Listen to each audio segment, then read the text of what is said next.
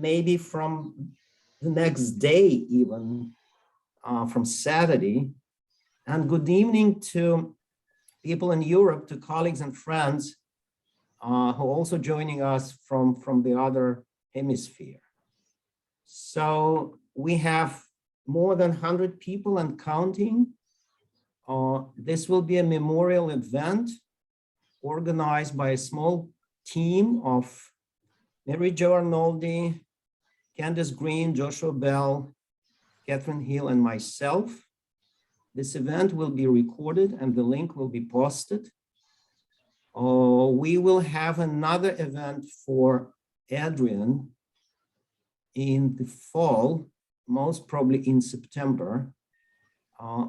We will inform people way in advance, and that will provide space for many more people to speak about Adrienne. We'll have 10 speakers in the first portion of the event. This will be the Smithsonian colleagues of Adrienne. And the second portion would be hosted by Joshua Bell.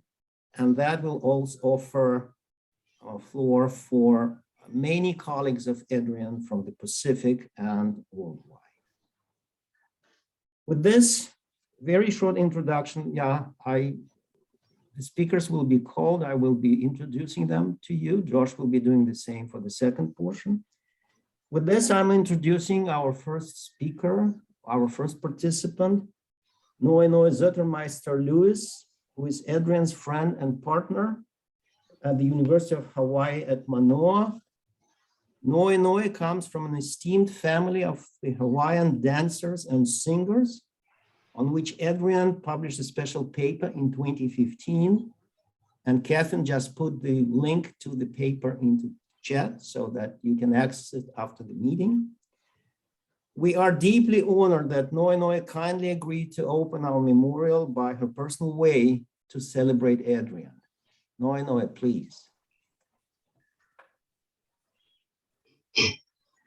Ikea kaukini hela vai amanu.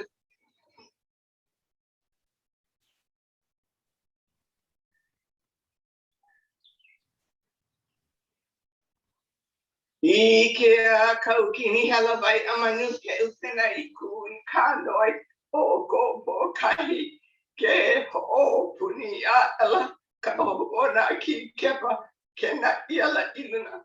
O kawana he uahi he ka peku e he ke I amanu o puali I ke ali vale no ka umake make ka luiama ua me I nei o ko ma ko le ale ano ia ua I ke au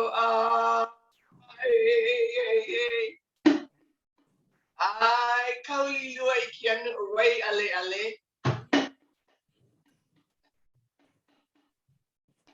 oh, you are here, e maka, alalo, kale, makano, o kali, o kamu, o Hawaii, ike, ia, Kauai, lehete, mauna, pua, ue, ianu, keku, wao.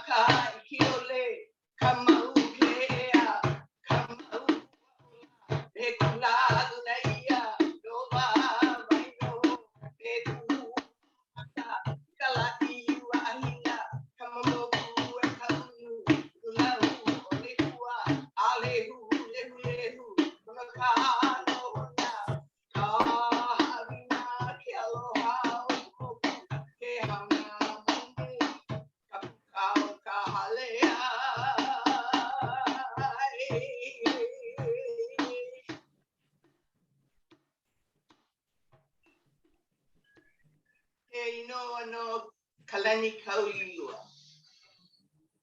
Mahalo. Thank you. Thank you, Noe. Thank you for this heartfelt tribute to poetic and both musical to Adrienne. And I'm sure she's smiling to us. And we will see her very shortly on the screen. Catherine, we may turn on the loop and see Adrienne in her many incarnations of her life. And this loop will go along while we celebrate her. As Adrienne's chair, and again, I'm Igor Krupnik and chair of anthropology, and a colleague of Adrienne for almost 30 years, I have to make a keen act of balancing some official introduction and my personal memories of Adrienne. I'll start with the former and then we'll switch to the latter. Everyone may check Adrienne's webpage on the NMNH website that presents some basic summary of her illustrious career and scholarly life, though little of her sparkling personality. She was born in Milwaukee, Wisconsin, and graduated from the University of Wisconsin with a major in English literature, but at the same time from the Wisconsin Conservatory of Music in Singing, voice. Then she decided it's too narrow path for her and went to the University of Hawaii at Manoa, where she received her BA and MA in anthropology and later her PhD in anthropology. She began working with and later at the Bernice Bishop Museum in Honolulu while still at graduate school, and then was their fellow and anthropology curator for 15 years until she moved to Washington, D.C. and joined the Department of Anthropology in the Museum of Natural History. We are to hear today more on these steps in her life, phases in her life, from people who were next to her, both in Honolulu and in Washington, D.C. She was our research anthropologist and curator for the Pacific Islands for 41 years before retiring on December 31st, 2021. Adrienne was a seasoned traveler, and I would say a ferocious field worker, with many months and years of field work carried across the Pacific Islands, especially in Tonga, Hawaii, and Rapa Nui, Easter Island. She was world's prime expert on early museum collections from Oceania and by far the Smithsonian most towering figure on ethnographic materials collected during Captain Cook voyages and the US exploring expedition. She was the world's renowned scholar of material culture, but also of music, dance, poetry, and the visual arts. Her latest major project was the study of Polynesian tapa, the bar cloth, and the textiles from it in museum collections, in life context and in its present day resurgence as Pacific heritage arts. And we will hear more about it later in the program. Speaking from my personal experience, Adrienne was among the first anthropology members whom I met when moving to DC and joining the Smithsonian in the fall of 1991. And the reason was actually simple. My family rented Adrienne's house on Capitol Hill. We lived there for 4 years. So unlike you all, I first knew Adrienne as a landlady, even before I knew her as a colleague. It was a great fun to have a window into someone's personal image by moving into one's residence. And we could see the arts and cultural objects and keen artistic taste and style and good books. And it all helped me and my family make an easier transition to our life in Washington, for which we remain so grateful to Adrienne. She was an easy person to deal with, a very nice landlady. She traveled a lot, and she always laughed when we looked for an exit in some practical situation that normally happens. We are to hear today and many a time what a gentle, gracious, and humble person she was, which was absolutely true. But make no mistake, this woman was made of steel. and of the highest quality steel, perhaps the one they produce in Milwaukee, Wisconsin. She was fearless in speaking out what she believed was right, and she never minced words when delivering her message to her colleagues in the department, across the museum, and to the powers that be. She was the greatest asset one wished to have in a fight in the museum context. And as you know, our museum life is not necessarily a garden of roses. It was always a pleasure to watch her speaking to those who, as she argued passionately, did not appreciate enough the value of culture or of our precious ethnological collections or our humanistic perspectives. Within the Museum of Natural History, she was always the strongest voice on behalf of what she proudly called expressive culture, that is dance, music, and other forms of people's creativity. I personally learned so much from her by simply watching her in many settings over 30. I will complete with the personal memory of Adrienne's ability to solve problems. In 2003, for Bill Fitzhugh's big birthday, we ordered an Alaskan Yupik drum as our birthday gift. Something like this. The drum duly arrived. We brought it to the department party to present it to Bill. And then the drum had to be introduced, that is, played and danced with. I knew a little bit of both, but you can do either or. So I looked around my colleagues in anthropology and then asked Adrienne, do you know how to play a Yupik drum? Oh, that was, of course, a different instrument than the ones she was familiar with from the Southern Pacific. But sure enough, she was up to the challenge. I showed her a few beating rhythms, and that former graduate of the Wisconsin Conservatory of Music and an accomplished singer and dancer herself started playing the drum. The singing is more or less like that.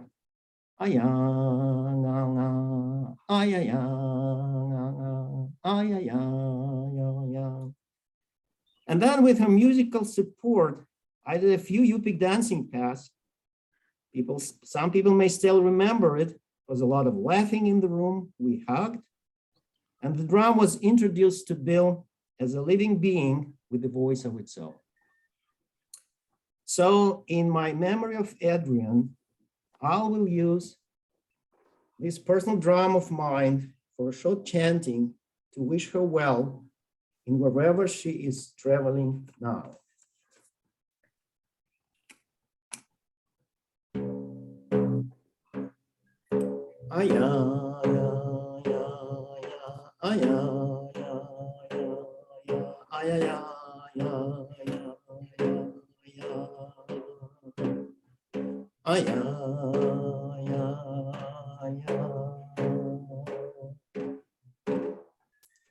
Thank you.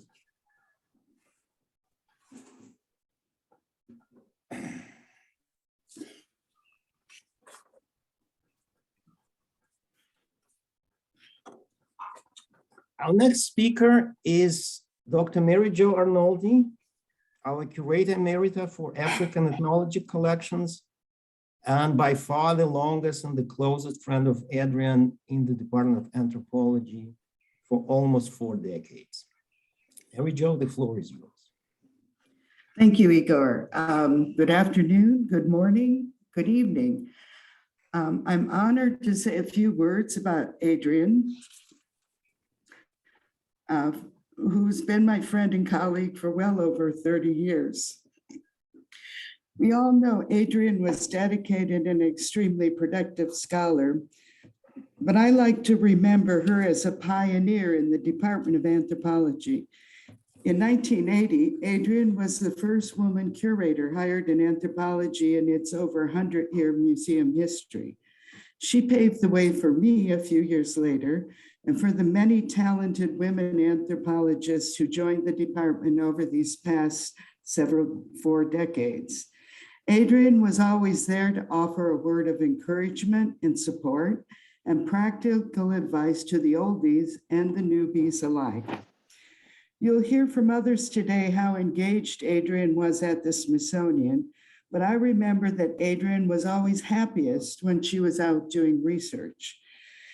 In 1980s, I was in the office of then Associate Director of Science, Dan Appelman, advocating for research monies, and he noted with his wry sense of humor that the men in the museum always asked for funds for new science toys, while the women asked for funds to get into the field. He might have been thinking of Adrienne when he made that observation.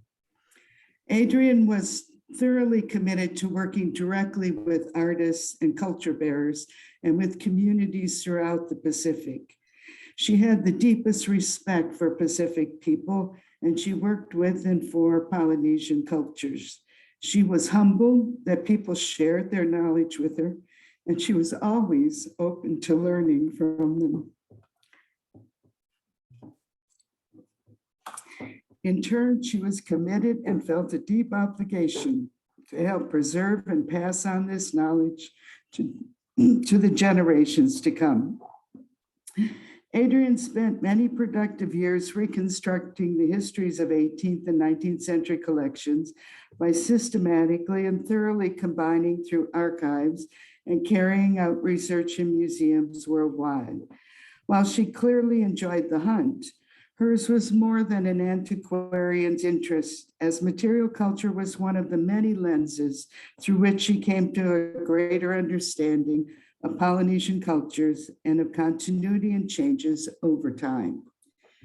Adrienne, my husband Craig, and I spent many holidays together with friends, and we often traveled together, always an adventure.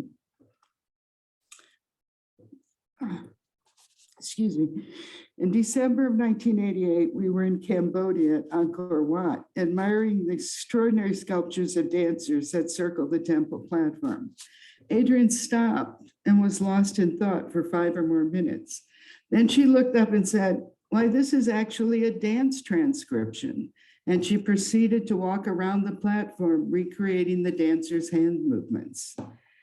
Here at the museum, I'll always remember popping into each other's offices to discuss museum matters or our research, sharing luncheons, and going to meetings and seminars. And of course, the annual anthropology Christmas party. Adrienne loved a good party. On a very personal note, Adrienne and I lived in the same condo building for nearly 30 years. When away from DC, we collected each other's mail, and watered each other's plants. When we were both in DC, we often took the metro to work together and home again at night. I'll miss our commute, our conversations, serious and silly. And I will especially miss at the end of the day, turning to her and saying, "See you tomorrow in the lobby at the same time." Thank you. Thank you, Mary Jo. We are with you and we know how you suffer. Our next speaker is Dr. Candice Green, who is a retired member of the Anthropology Collections and Ethnology Division and the former director of the National Anthropological Archives. And as far as I can say, the longest lunch partner and office neighbor of Adrienne over many, many years. Candice, please. Okay, thank you. And again, it's so wonderful to see faces for many of the people I have heard of. So like Mary Jo, I too was hired by Adrienne when she was the chairman. I came immediately after Mary Jo's arrival. And it was not a time when there were a lot of professional women in the museum, and that brought us close together. I wanted today to speak about 2 aspects of Adrienne's personality. Many of you know that Adrienne could, when she wished to, be quite grand, imperious in her tone.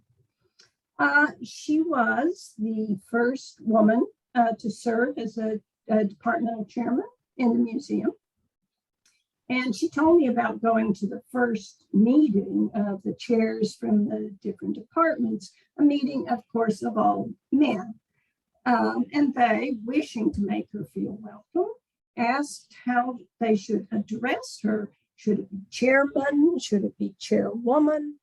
And she said she looked at them and drew herself up to her, whatever, 5'2", and said, "You may refer to me as your chairness." However, mostly, I'd say she was characterized by a humility and an unpretentiousness. So as Igor mentioned, for many years, we commonly lunched together. My office was next to hers. We both usually brought lunch. So lunch at my table was a routine meeting place in the day. And we were often joined by interns, fellows, volunteers, contractors, people who were very early in their museum career and enjoyed the conversation and the camaraderie. Later, they went out into the world, into the wider world, and I would hear from them. And often they would say, "I had no idea that Adrienne Kaeppler, that funny, charming, unpretentious lunch partner and picky eater, was an international figure of note." And that people everywhere they went were like, "Oh, you used to lunch with Adrienne Kaeppler?" So again, she was supportive and warm to those who were beginning. She could get things done with those who were well established when she needed to. So the lunch table will miss her. Thank you. Thank you, Candice. Thank you. We all will remember passing by the hallway when we come back. Our next speaker is Dr. William Fitzhugh, who is archaeology curator and the director of the Arctic Studies Center at the Department of Anthropology, who is also currently our longest serving department member. Bill has some special memories of Adrienne from her very first days at the museum and the Smithsonian that he kindly agreed to share with us. Bill, please. Thank you very much, Igor.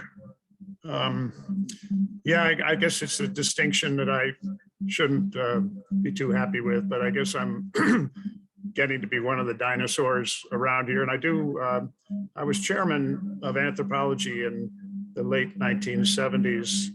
And it was an amazing time because the museum was shifting from a very quiet, old-fashioned place to a much more active, vibrant place with Dylan Ripley in charge and some very interesting, the director, Porter Kier, who unfortunately just passed away very recently here a couple of days ago.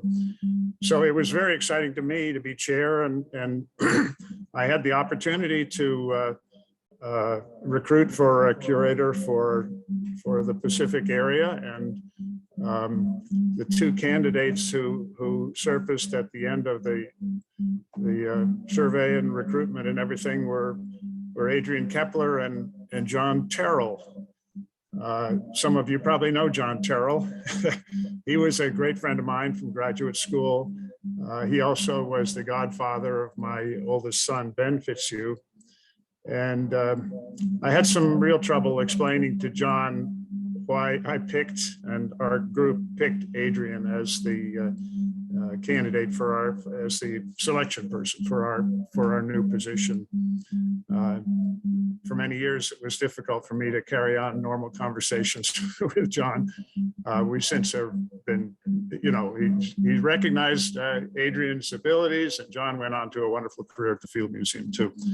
So I had a lot of respect for Adrienne's work. I saw, I didn't see too much of it as a pretty far away from her research area, but one day I was in Cambridge, England, giving a lecture there, and a guy came up to me and says, "Hi, I'm Peter Gathercole." And I said, "Well, that's nice. Who are you?" He says, "Well, I'm Adrienne Kaeppler's husband." And that was a fun meeting from across the Atlantic. And I always were very interested how Adrienne and Peter managed to carry on their very successful relationship for quite a while. But I guess, the other thing I remember about Adrienne was her dance and expressive culture work. She didn't exactly, she produced exhibits here at the Smithsonian. She did a wonderful exhibit on Hawaii, bringing some of the outrigger canoes in. She was a master curator of the sort that we had never had in the department before, somebody who was a great researcher, who trained students, who published tremendously, was a world expert, and also curated her collections and produced exhibits. So it was really it was probably the first time we had a curator who batted in all the major areas of museum anthropology and excelled in all of them. I don't think that she ever struck up a pose like Franz Boas did in preparing exhibits, but she certainly was a force in the development of her Hawaiian exhibit and her musical programs and so forth. The last big project she did was the Tapa project, and that was a huge affair. In the course of doing that work, she worked closely with conservators, trained new conservators, brought them into the cultural aspects of the material culture. And it was really fun to see how all that came together. She really, I think she probably taught the conservators a huge amount about how material culture has social aspects, and she just was a wonderful person for training everything from students to staff member, and we learned a lot from her as curators. She went on and received many awards at the Smithsonian. She was a Distinguished Lecturer Award. She received a Science Award for some of her publications, research prizes, and so forth. Later in her life, she became chairman of the anthropology department. And you've heard from Mary Jo a little bit, Candice a little bit about her stature and her demeanor. She was furious. She was fearless. She would take on any kind of subject and would speak to anybody in a very direct way. We've had interesting conversations that she was very prominent in selecting our chairs and so forth in anthropology. I always respected her for not only her scholarship, but the fact that she was able to speak without any, she could take on a very delicate situation and make it seem just natural to have a discussion about it. So she was a great chair. We will miss her very much. And I kind of see her as a modern Margaret Mead type of person in our department and in our history. Thank you very much.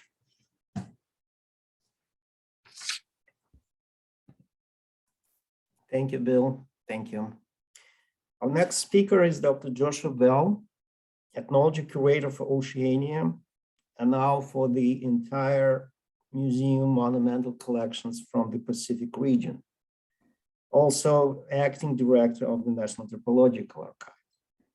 He's an old friend, and now he is the heir of Adrienne's legacy at the Natural History Museum. Josh, the floor is yours, please. Hi, nice to see everyone. It's really wonderful to see you all. I'm going to read my remarks. In the Prairie Delta of Papua New Guinea, when a woman passes away, people talk about the deceased metaphorically in their laments as the house's hearth, the kokai. And here the discussion is how the house's hearth has gone cold. I've been thinking about this metaphor a lot since Candice called me on March 5th to say that Adrienne was no longer with us. And I bring up this metaphor today because Adrienne fed me, and I know many, many of us, with her knowledge and enthusiasm for oceanic art, tradition, dance, poetry, culture, But she also warmed us all, and you've heard it from others, and you're going to hear it more with her sense of humor and laughter. Furthermore, Adrienne was also unflappable, as you've also heard. And when needed, she had no problem speaking truth to power or calling me and others out when she felt we missed the mark or were not doing what was needed. And I will miss this fiery aspect of her too. I first came to know Adrienne when 24 years ago, I came to natural history to be an intern with her. Although, as Mary Sangri has recently told me, I'm not in the database. So typical Adrienne, she didn't enter me into anything officially. And, when I came because, as with many of you know, her reputation, I knew her through her publications. So it was quite daunting and overwhelming to come work with her. And over the years, our relationship transitioned from that into that of a colleague and a friend. And while I never got over being in awe of her, and she, as many of you know, is a legend in many fields and a humble one at that, what I'll always be grateful to her for was how gracious she was. For each and every discovery in natural history's collections that I would breathlessly share with her over my 13 years at the museum, she would, and on more than one occasion, smile and then go to her bookshelf, her overflowing bookshelves, and retrieve a binder on the topic, which she would then share with me. I will always be grateful for her for giving me, and I know many of you on this call, the space to learn about our collections, even if it was to travel ground that she had already walked so graciously. In thinking about today, I went back to her groundbreaking work, Artificial Curiosities, in which she initially charts out the collections of the Cook, which went on to be an exhibit at the Bishop. And in her forward, rereading it, she notes, it's interesting to see, she says, quote, "My first 4 months of researching Europe in 1969 taught me that Cook voyage ethnographic objects were not going to be located by asking museum personnel or private collectors. If I wanted documented pieces that could be used as a baseline for cultural change, I would have to search out the documentation myself," end quote.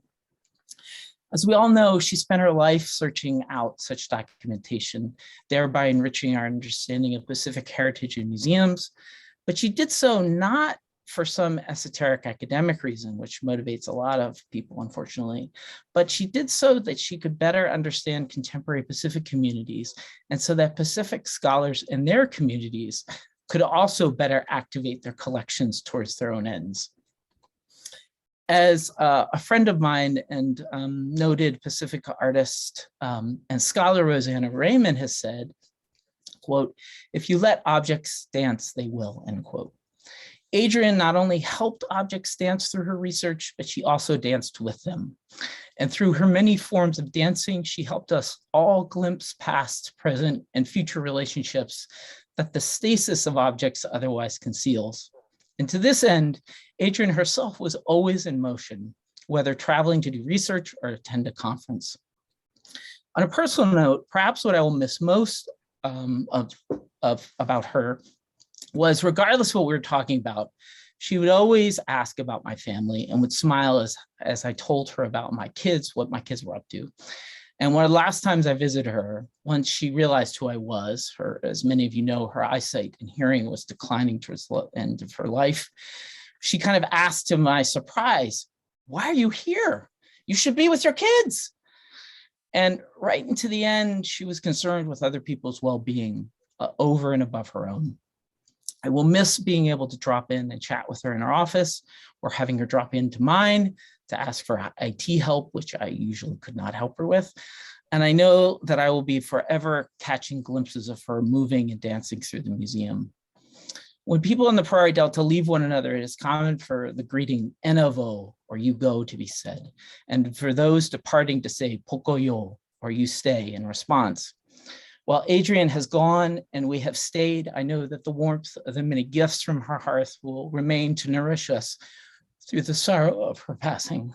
Aloha. Thank you. Thank you, Josh. Thank you.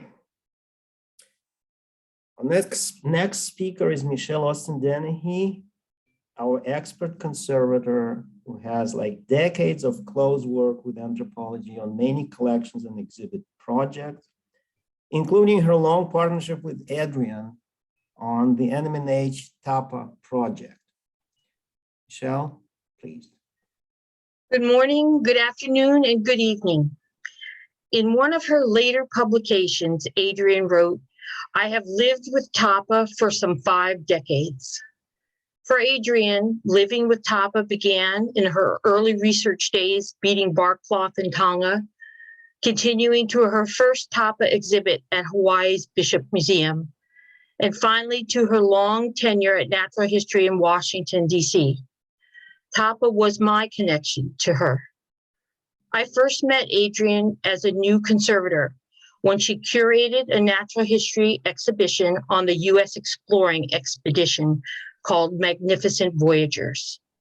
At the time, she expressed her frustration that many of the Tapa from the expedition were largely inaccessible to her, other researchers, and source communities. Some of the very sizable and unwieldy Tapa had remained folded up in small packets for more than 150 years. Lack of funds, time, and space had precluded addressing their conservation needs. Finally, with significantly more space for the research collections available and funding a possibility, Adrienne thought that their time had come. She worked closely with the anthropology department's conservator, Greta Hansen, to secure funds to stabilize, photograph, and rehouse the Tapa. Adrienne and Greta brought experienced Tapa conservator Natalie Fernhaber to the project. And so with the plan in place, Adrienne started the wheels turning. The project was massive. Most significantly, Adrienne brought Tapa makers and scholars from Hawaii, American Samoa, the Cook Islands, and Fiji to work with the project conservators over many weeks in a unique exchange. Sitting side by side, day by day, we worked together to preserve the material culture of their island nations. This innovative approach of embedding community scholars was very time-consuming and costly, but was seen as a foundational element of inclusive care of collections. The project was also very hard physical work, and Adrienne surprised us by appearing on the weekend to join us moving large screens of Tapa in and out of collections for photography. This level of commitment was her standard. The resulting amazing images of the huge Tapa provide a visual connection to the past and are shared with far-off communities. The project raised many questions for the team. Adrienne's intense curiosity always led her to ask us, how do you know? And many research pursuits were the byproduct of her questioning, including ancient DNA analysis, dye analysis, and other collecting trips. Other outcomes included the return of Tapa Project Samoan community scholar Regina Meredith Fitiau and Wilisoni Fitiau to pursue further conservation of Samoan Tapa and research in the Samoan collections. For us in collections, Adrienne was a very supportive and generous colleague. The collections in her care always had her full attention and sharp focus. She was able to help inform and guide conservation work and would frequently leave her office downtown and make the shuttle trip to the Museum Support Center where the conservation lab and collections resided. On a more personal note, I will always appreciate her great sense of humor, and I will always remember her stories. For example, of her sitting in a small canoe with all her field notes, watching the canoe in front of her capsize in the surf and fearing the worst. And on a research trip of having the air let out of her car tires for swimming on a Sunday, to name just a few.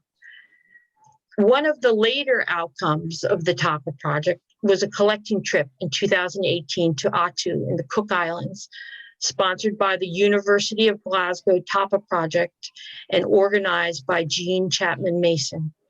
On Atu, we worked with Tapa maker Patukura Jim, and in the following clip, Adrienne is beating out the inner bark from a breadfruit tree with Patukura guiding her. Adrienne was always a great teacher. and because she remained an excellent student. She always led by example.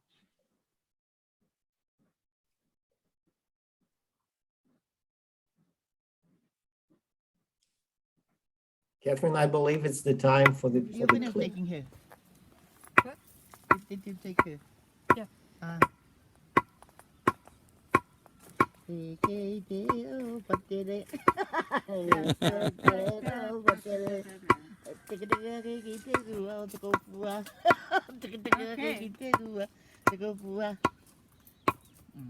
Just like that.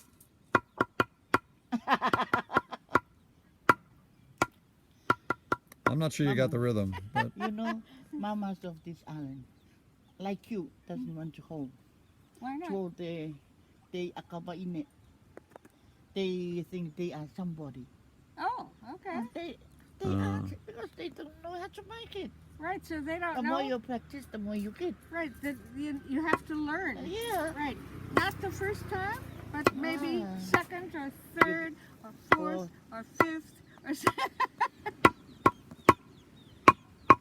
I got the nut on the table. It's open. Coconut.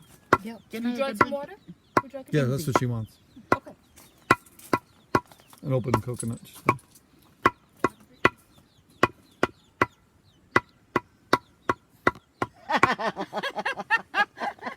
Yeah.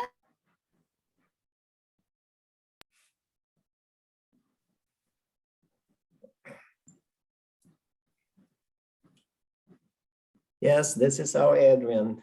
Thank you, Michelle, and thank you for sharing the clip. It's so nice to see her in motion. Well, our next speaker is Carol Butler, who is NMNH Assistant Director for Collections and a very trusted friend of anthropology and particularly of Adrienne Kaeppler. Carol, you have the floor with this wonderful picture of Adrienne. Well, good morning, good afternoon, and good evening, everyone. Igor, thank you so much for that lovely introduction and for inviting me to be part of this memorial event. I bring you all the greetings and the condolences of my colleagues on the executive team, but my comments are from my own experiences with Adrienne Kaeppler. She was a wonderful woman, and I really appreciate seeing that beautiful video of her and hearing her voice. My first exposure to Adrienne was when I was a brand new employee at the museum and in the Department of Anthropology in the spring of 1988. I was a one-year temporary inventory technician, and I was wide-eyed and a bit intimidated to be among the giants in the field in the museum, like Adrienne, and to be walking down the same halls with these wonderful inspirational figures. And early in my first couple weeks, there was a party when Adrienne was stepping down as departmental chair. And she was the star of that party in more ways than one. Adrienne was wearing a coconut shell bra and grass skirt over her clothes, laughing and enthusiastically chatting with everyone there. She had an unmistakable twinkle in her eye, and it was so clear that she was enjoying herself. And I was more than impressed by her example of confidence, humor, and approachability, and it made me feel safe and welcome in the department as a new member of staff. Another one of my interactions with Adrienne was more of a lesson learned scenario. I had borrowed a photograph from her and I promised to return it on a certain date. But I was slow in returning that photo, and Adrienne had to remind me. When I delivered it to her office, she told me I should do what I said I would do. And this time there were no twinkles in her eyes, just some sparks. I took a deep breath, acknowledged that she was right, and I apologized. And from that day forward, Adrienne's voice joined the chorus in my head of people all reminding me to do the right thing. Adrienne's straightforwardness confirmed to me that she would be a good addition to the museum's collections committee. And she served during a period when we were revising our collections management policy. She brought insightful questions and she cut straight to important issues, pushing for clarity. I seem to recall a remark, well, say what you mean. And that helped the committee move forward. She brought those twinkles and sparks, and with her clarity, she improved our policies. I'll close my brief remarks by echoing what we've already heard about Adrienne and the TAPA project. That has been one of my favorite of all the collections improvement projects I have witnessed during my time as collections leader for the museum. As we heard from Michelle and others, Adrienne and conservators in the department received a Collections Care and Preservation Fund award to improve the status of the TAPA collection. They brought expert TAPA makers into the museum who advised us and who deepened our knowledge. The project included conservation treatments and, interestingly, the identification of plant species used to make our tapas. To me, this was the perfect example of museum anthropology. The project was grounded in a diverse range of expertise from many different people. It acknowledged and honored source communities and included their voice, their perspective, their knowledge in our understanding. It was collaborative across areas of science, not just anthropology, but reaching into botany. And we have the wonderful result of more knowledge about a collection and the wonderful result of better preservation and increased accessibility. Adrienne did that. She is a phenomenal example for collection stewardship in museum anthropology and museum citizenship. She's an example to us all. I remember her with great gratitude. Thank you. Thank you, Carol, for your heartfelt words. Thank you. We promised to open the floor at the fall event that we hope to be in the Baird or maybe in the executive conference room to other voices from other departments in the museum. I certainly would like to hear something from the exhibit end of how ferocious and straightforward Adrienne used to be when something kind of stepped over her terrain as she believed it, how it should be done. Now we are moving beyond the walls of the natural history. And our next speaker is Dr. Richard Curran, who is the Smithsonian Distinguished Scholar and Ambassador at Large, also the interim director of the Center for Folklife and Cultural Heritage that he has previously led over many, many decades. Richard is also a practical cultural anthropologist, and I would say the highest ever in the entire Smithsonian system. Richard has his own fond memories of Adrienne as a colleague and a friend. Richard, the floor is yours. Thank you, Igor, and thank you, everybody. It's great seeing everybody, although everybody looks a little older than I remember them the last time. And seeing that video of Adrienne is just so heartfelt because you feel like Adrienne's just next door. You know, she's just down the block. She's off doing field work, so she's with us and so much alive. My life with Adrienne was episodic. Different things at different times over a 4-decade period. I first got to know Adrienne in the mid-'80s over at Folklife. She was on the Folklife Advisory Board, basically the advisory council. And Adrienne, came to, I think, the Smithsonian and the museum world, with the idea that, had really motivated the festival. It was a Dillon Ripley formulation, take the instruments out of their cases and let them sing. That the notion that what we collect represents human achievement and creativity, and through not only exhibition, but really through the activation of our collection, the performance, you got a sense of the living culture that went into making those, using and drawing meaning out of the things that we steward.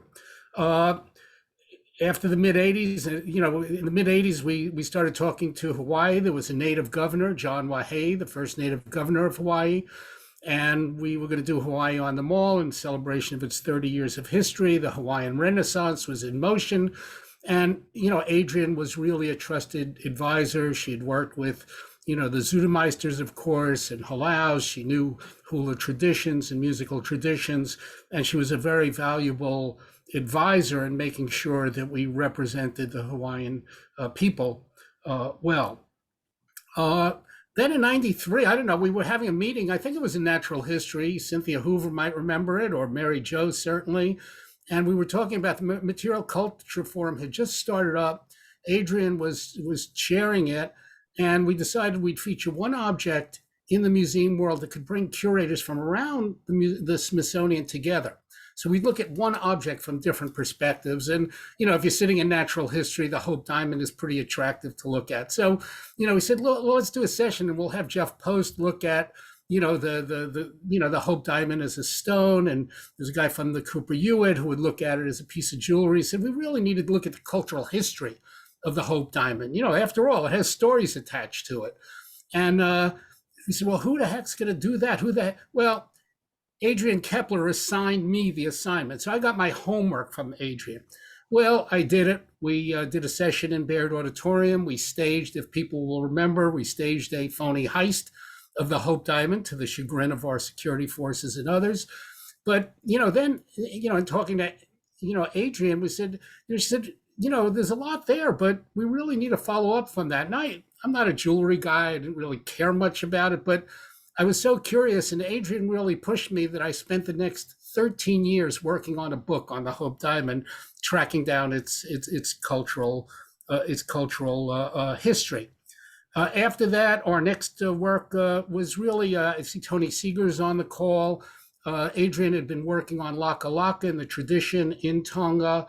She'd been working with the Queen, and UNESCO had just started a new program on masterpieces of humanity. And Adrienne really worked with the Tongans in terms of forwarding that, putting together the file of that. And in the end, I had the honor, I was on the jury for that. Tony Seeger represented the ICTM, another international organization for traditional music that Adrienne played a prominent role. And that was indeed selected as one of the masterpieces of humanity.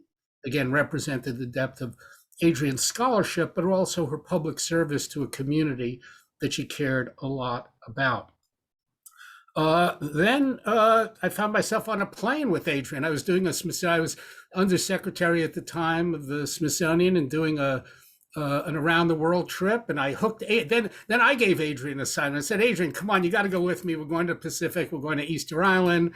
We're going to Tonga. We're going to New Zealand. You got to go on this trip. So Adrienne and I were the entertainment on that trip, giving lectures to about 60 people who were going on that around the world trip. And Adrienne was great in terms of how do you deliver scholarship to a lay audience, an interested audience that is interested in also supporting the Smithsonian.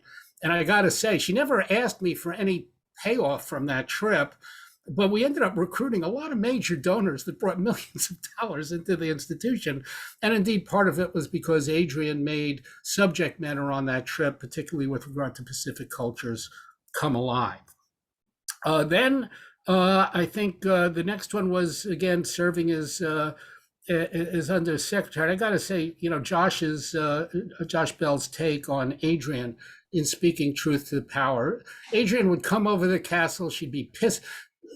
Adrienne wasn't pissed off in a nasty sense or a profane sense, but in that kind of fearless sense of speaking truth to power, and would come over to the castle and say, Richard, you guys are getting this right. You guys are getting this wrong. More often it was wrong. And this is what you needed to do to enhance scholarship and research and opportunities at the Smithsonian. So I relied on her as really a trusted advisor. And then I was working on another book, the Smithsonian's History of 101 Objects, and Adrienne, of course, was my advisor for objects in the Pacific, and guiding me through some of those early collections for the naval expedition, and making sure that I got those stories right. Then a few years ago, I had a national board member in Sun Valley, Idaho, who got in touch with me, big donor to the Smithsonian. She said, I acquired this cloth. I think it's tapa. And she was in Sun Valley, Idaho. So I got in touch with Adrienne, of course, and, how does a tapa cloth get to Sun Valley, Idaho? One can only imagine that journey.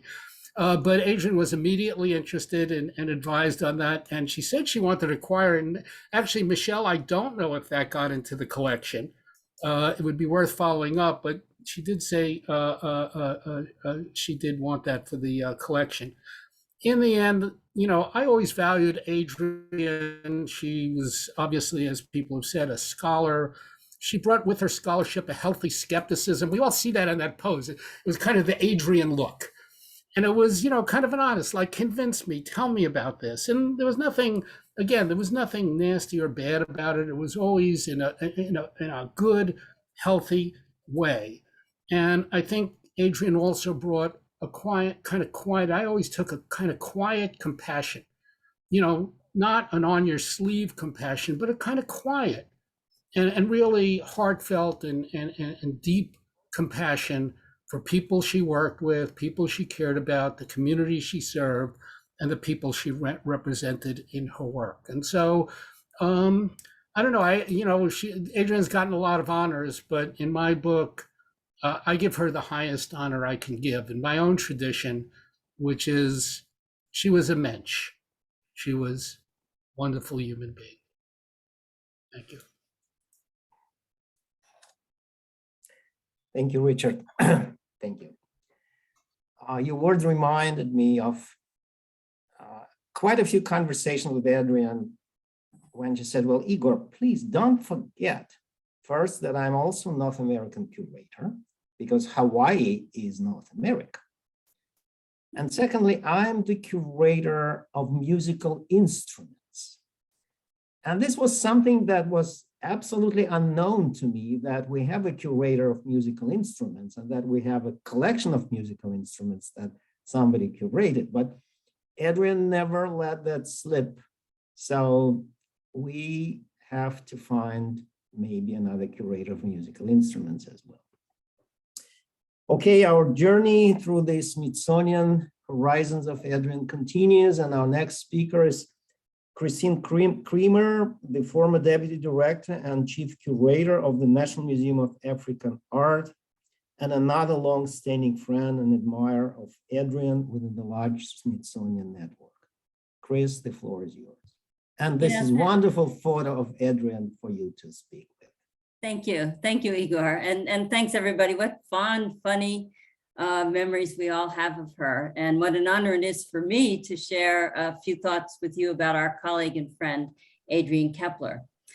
Though I am an African art historian, I've read and benefited from Adrienne's scholarship since my undergraduate and graduate days in the 1970s, when I was studying the arts of the Pacific as part of my focus on non-Western art history. And I fondly recall my first curatorial position after grad school in the mid-1980s, when Adrienne was kind enough to accept my invitation to assess the Pacific collection at the Cincinnati Art Museum. Bringing her exceptional scholarship to bear, coupled with a connoisseur's eye for quality, surface, and decorative motifs, Adrienne drew my eye to the faceted edges of incisive designs on selected Pacific artworks that revealed to her trained eye the use of later metal implements versus earlier stone adzes. Information she shared cheerfully as she educated this budding curator on changes in Pacific arts production over time, including objects made for the tourist trade. Imagine the joy of actually getting to work with and to know Adrienne better when I joined the Smithsonian years later, and I retired just this past year as Emerita deputy director. So it was a great and long, wonderful run with Adrienne. So it was this long engagement with Adrienne's work that inspired me to nominate Adrienne in 2009 for the Smithsonian Secretary's Distinguished Scholar Award, which she secured in 2010, I believe. Of course, I first asked Adrienne if it was okay to nominate her for this award, for I knew her to be quite humble about her accomplishments. She never sought the limelight. In typical Adrienne fashion, she was surprised that her work might merit such high recognition at the Smithsonian. But after some encouraging arm twisting on my part, Adrienne rather reluctantly gave me the names of colleagues, a veritable who's who of Pacific studies, who might be willing to write on her behalf. As you can imagine, they did so willingly. Well, as we have heard, Adrienne's scholarly contributions to so many disciplines are legendary. I was particularly enthralled with Adrienne's determined sleuthing of objects collected during Captain Cook's 3 voyages, a topic that Adrienne explored in her terrific publication and exhibition that my husband Ross and I were privileged to see in Bonn, Germany in 2009. We also fell in love with Adrienne's detective work in reconstructing as fully as possible the collection and institutional memory of the late 18th century museum of Sir Ashton Lever, decades of research that culminated in her 2011 book, Holofusakan. Adrienne saw museums and the objects in their care as potent communicators of history, memory, identity, and contemporary experience, and as ways to connect with artists, culture bearers, stakeholder communities, and the general public. She exemplified the highest ideals of the Smithsonian Institution. Finally, it was a great honor for me and my husband Ross to consider Adrienne as a dear friend. We shared many a fun meal together with Adrienne, often in the company of Mary Jo and her husband Craig Subler, as we celebrated Thanksgivings, New Year's, and the ordinary, extraordinary joys of friendship together. Our dinners were filled with lively conversation, gales of laughter, and quirky songs. Adrienne knew the words to just about any popular song that had to do with the Pacific. Adrienne also loved travel for work and for pleasure. We rang in the new year a couple of times with Adrienne in Shanghai, where my husband worked there, when my husband worked there in the early 2000s. Along with Mary Jo and Craig, Adrienne also visited us in Vietnam in the late 1990s when my husband was posted there. During that visit, it was such a treat to see Adrienne transform into a graceful hula dancer as she taught 2 Vietnamese children of a friend of ours a hula about bringing in the fishing nets with their abundant catch. The kids were transformed and so were we. It was pure magic. Adrienne was also a fixture at our annual dinners that brought a bunch of us together to catch up with Seattle-based anthropologist and friend Simon Ottenberg, who turns 98 this June and is still writing and publishing. When he learned of Adrienne's passing, Simon stated, "Adrienne was a wonderful person, scholarly, but also lots of fun, irreplaceable." Now that Adrienne has joined the world of the revered ancestors, we celebrate Adrienne's accomplished, purposeful life and bright spirit. Borrowing from the words of the ancient Egyptians, Adrienne has now become one with the imperishable stars. Aloha, Adrienne, and thank you for being our colleague, our mentor, and our friend. Thank you. Thank you, Chris. Yeah, that was great. That completes today's lineup of speakers from among the Smithsonian colleagues of Adrienne.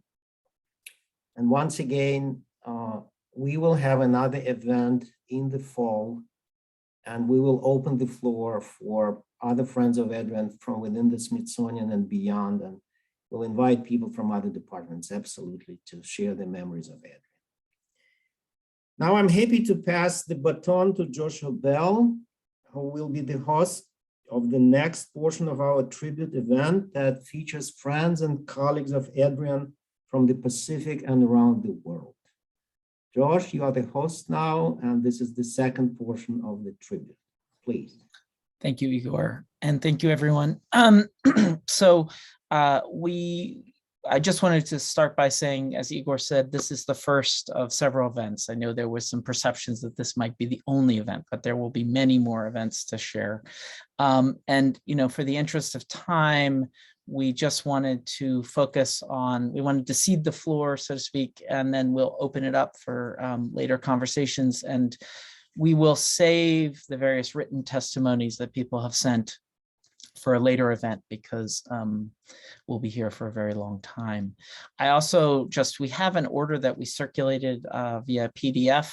I have one request from Stephen Hooper to go earlier, so I'm gonna move him up so that he can do that. But we're gonna start with Mary Jo Fresley, who's coming from the Hala Pa Hum Dance Studio. So Mary Jo.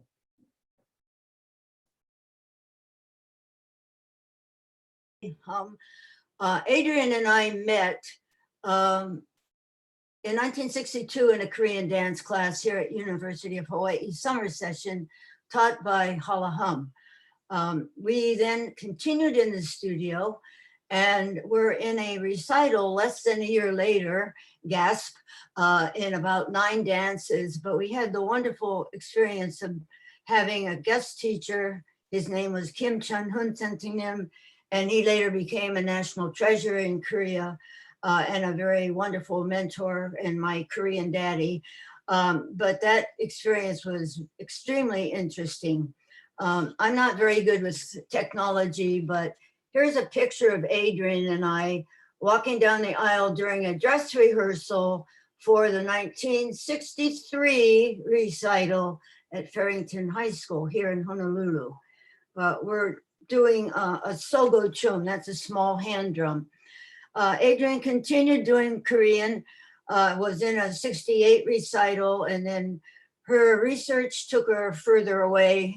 And so she didn't really do much with Korean dance after that, but she did narrate our 1976 recital. She also, in 1968, Mantle Hood and his wife Gladys came. He was an Indonesian specialist, ethnomusicologist, and they taught a class in Balinese dance and music. I pretended to be a Balinese dancer and she played in the gamelan. So we had that experience together. She also sometimes took a modern dance class that I usually took at least once a week with Josephine Taylor here, and that was Graham technique.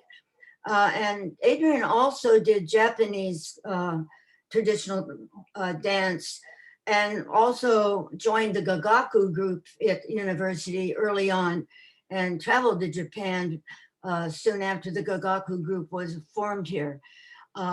She started staying in my house during the 70s when she would be gone for several months at a time, and on her trips to Tonga and elsewhere. Her parents also lived here for quite a while, and I was frequently invited for Sunday dinners. Mrs. Kaeppler sometimes called me her second daughter. I was also Adrienne's the witness when she married Peter, along with her parents, and the 5 of us got into my Volkswagen Bug and drove for lunch after their brief ceremony. I thought always we would make a good advertisement for Volkswagen because it was kind of tricky to get 5 people in there, but we managed. I started going on Pacific Island trips with her, starting way back in 1979. We went to Tahiti for the fete, and we flew on the plane with Yoshi Shinoto, very well-known archaeologist here at Bishop Museum, and Kenneth Emery was already in Tahiti, so we would get together sometimes and do things with them. Then we started going to the Pacific Festivals of Art starting in 1980. We went to Papua New Guinea then. Pat Bacon, Summer Banner, Adrienne and I had a wonderful experience there.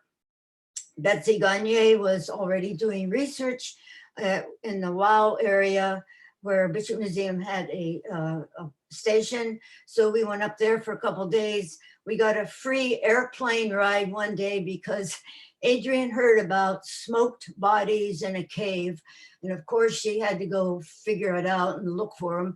So we found a nice man who was a pilot, And he told us to meet at a certain time early in the morning. We got on this little plane and we tried to find this place, but he told us it was a tricky place and he wasn't sure he would be able to land. So we should take provisions in case we had to stay overnight. So we were ready for anything. But as it turned out, he went swooping down the side of the mountain, couldn't find the landing gear. It was very fogged in. And the next thing I knew, we were coming up upside down. I just remember saying, why are we flying upside down? But Adrienne was sitting right next to the pilot and no matter. So the pilot actually stopped 2 other places and picked up a few passengers. And we got back safely and were not charged a single penny because we didn't get to our destination. That was one of the many adventures we went on. We went to other festivals in Australia, Rarotonga, Western Samoa, American Samoa, New Caledonia, Palau, Solomon Islands. The last Pacific Festival was 2016 in Guam. And we also took a trip to Vanuatu and Fiji. And then there was a time she wanted to go explore non-Madal in Ponape. So we went to Koshrai, Ponape, Guam, and Palau. And so I learned so much about Pacific Islands because I was her traveling companion many times. She also stayed in my house many, many, many times. I have many of her books here. She would often give me copies of articles she had just written. And they served a purpose because she was always doing research here. So if she needed to look up something in a book that she had done years before, she knew I had a copy. So I was sort of the exterior library here. As she got more and more ill, I would try calling, and thank you to the people there that helped so much, like Mary Jo and Christine Astor. And the last, about 3 weeks before she passed, I decided, she had taught an oceanic dance class at UH a long time ago. So I had a cassette tape. I still have a cassette recorder that works. And I got her Polynesian dance book out because all of the songs that we learned were in that book along with the cassette tape. And I played the Tongan Toffee. She was singing on the cassette tape by herself and she sang along with it that day. And so that's the memory I'm going to keep. Thank you. Thank you, Mary Jo. So from there, I'm pleased to introduce Kamula Deprez, who's from the Bishop Museum. Aloha mai kako. My name is Kamala Duprez. I'm the Cultural Resource Specialist in the Cultural Resources Division at the Bishop Museum in Honolulu. I'm honored to join all of you in remembering Adrienne, both in the academic legacy and the work that she leads for us, as well as her individual experiences, the individual experiences we have with this amazing woman. It is also my honor to introduce my colleague and friend, DeSoto Brown, who's the official historian of the Bishop Museum. DeSoto and Adrienne have known each other for many years. And so I'd like to begin sharing these memories. And I will now ask DeSoto to take the floor.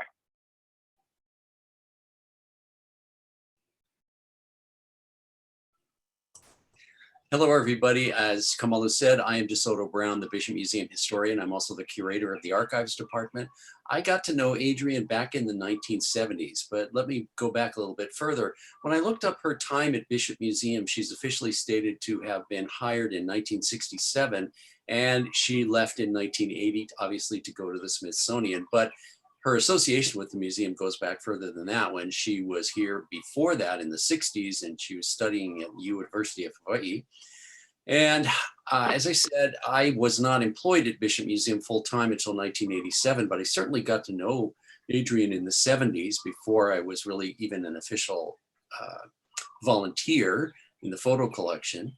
So we were friends for a long time. I didn't see her that much, obviously, because for most of that time she was living in Washington, D.C., but it was such a joy to be able to consult with her when she was visiting here, because she obviously came to visit all the time. And every year, if possible, she attended the Merry Monarch Hula Festival in Hilo. And so we would always see her when she came to the Hawaiian Islands for that reason. She would always come in and do research in the archives. And all of us who worked with her, worked there then, enjoyed her visits. And one of the main reasons, of course, was that she was so informative and she was so happy and willing to share information that she had. And I remember calling on her when I first got started at the museum, when I was the collection manager of the moving image collection, meaning the film and video collection. And she was able to show me, talk to me, and consult with me about films and videos that we had, including material which she was instrumental in bringing to the museum about a program that she worked on about Tonga. But I remember also showing her and discussing with her a short film from about 1930-31, which was about Farrington High School, not Farrington High School, McKinley High School in Honolulu, and how multicultural it was. And there were clips of students demonstrating different ethnic dances. And she was saying, okay, this is this is that. This is thought to be traditional, but it probably isn't. And as everyone else has already said, she told us all kinds of wonderful things. One of the things that very much strikes me is that Adrienne is no longer here for us to call upon for her information and her knowledge and the sharing that she always did. And all of the work that she did on the Captain Cook material that was collected and its dispersal and where it went, all of those things I just have in the back of my mind that, oh, well, when I next see Adrienne, or I can email her and ask her about this. And I'm now reminded that she's physically no longer here for us to be able to do that. And working at Bishop Museum, which has been in existence since 1889, and now having been there myself for almost 40 years, I am reminded of the legacy of people like Adrienne, who are physically no longer here, but who affected the museums that they worked at. They have left so much knowledge behind. We must treasure the knowledge that they have left for us, even as we are no longer, as I said, able to physically communicate with them and get that knowledge. And with her passing, obviously, all of us are thinking, I'm sure, that we wish she was still here to be able to talk to. We wish we could still consult with her and get her information and all of the storehouse of knowledge that she was. And I regret that she is no longer here. And I regret that there were things I didn't ask her. I'm sure if all of us are thinking that. But at the same time, I have a lot of enjoyment in remembering the interactions and her friendliness and her happiness and her joyfulness, as well as others have said, her directness, in which she was not a little simpering person by any means. She physically wasn't big, but she was also a force. Anyway, thank you all. And Kamalu, let us know now what your interactions were with Adrienne. Oh, mahalo. Like Josh, I had to script what I was going to say because I feel like there's just only a little bit of time, and I just really wanted to speak very succinctly about my introduction and experience with Adrienne, which is such a treasure. My personal introduction to Adrienne begins in the early 2000s through her episodic research within the Bishop Museum's ethnology collection. But I know Adrienne the best through the cultural practice of Papa or Tapa. For example, the Smithsonian Papa Project, whom she worked with, my Humu Kapa, Moana Aisley. But here we go.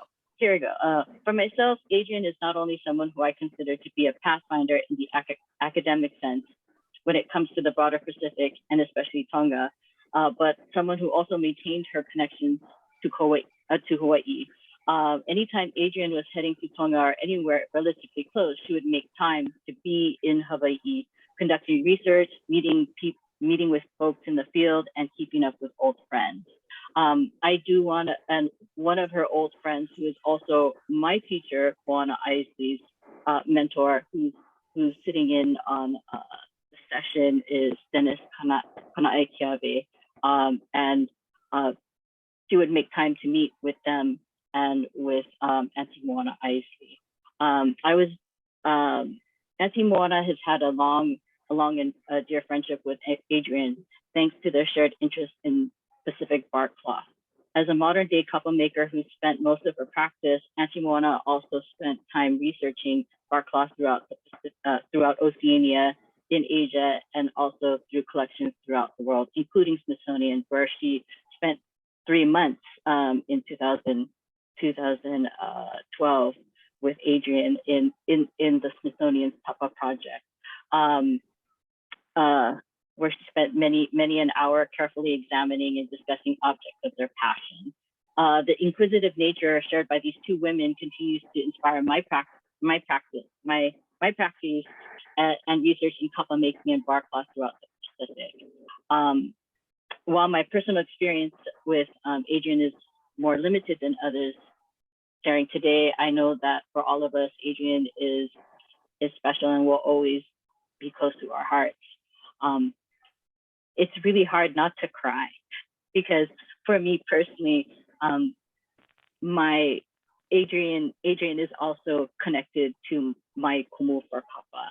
And even after the passing of my kumu in 2017, Adrienne has always reached out to me and included me in things that, research or just even thoughts about Hawaiian kapa within a collection, within a practice, and acknowledged me as a contemporary practitioner. And that sense of mentorship, there's so many of us who have received, support in that way, and making sure that, we need to do what we do. And,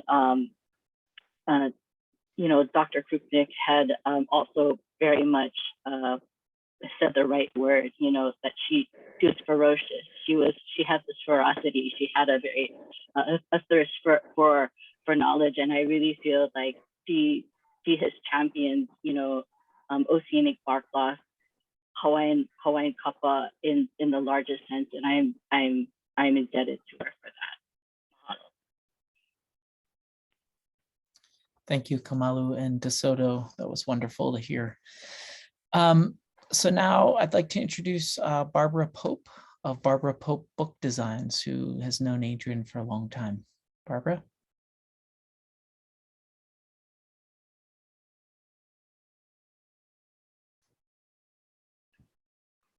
Maybe Barbara's not with us yet.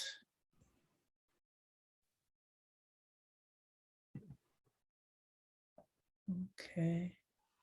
Oh, she's here. Oh.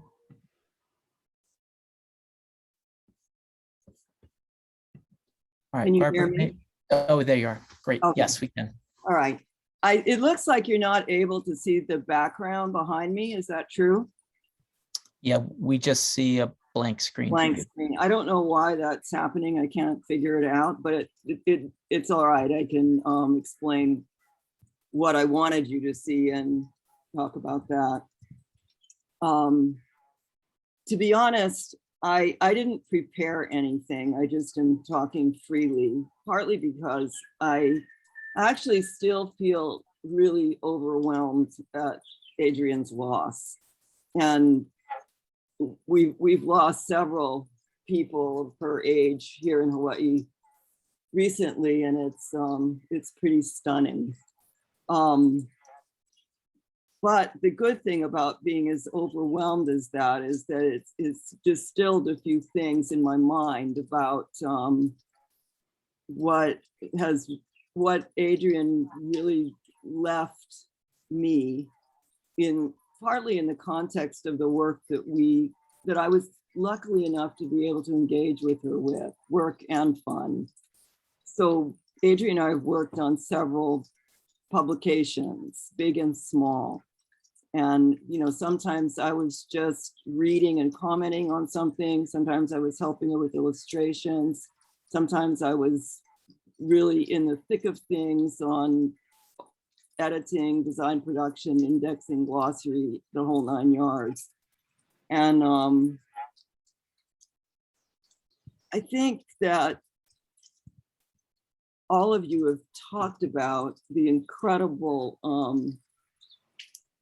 humanistic perspective of Adrienne's life, work, and career.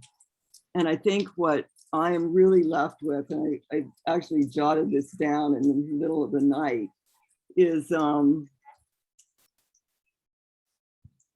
I think that Adrienne really considered her work at the merest outside edge of an enormous conversation about all the things that she was researching and the generations that she engaged with, including the ancestors and those that will come after all of us. I think she had a really strong sense of how huge that conversation was.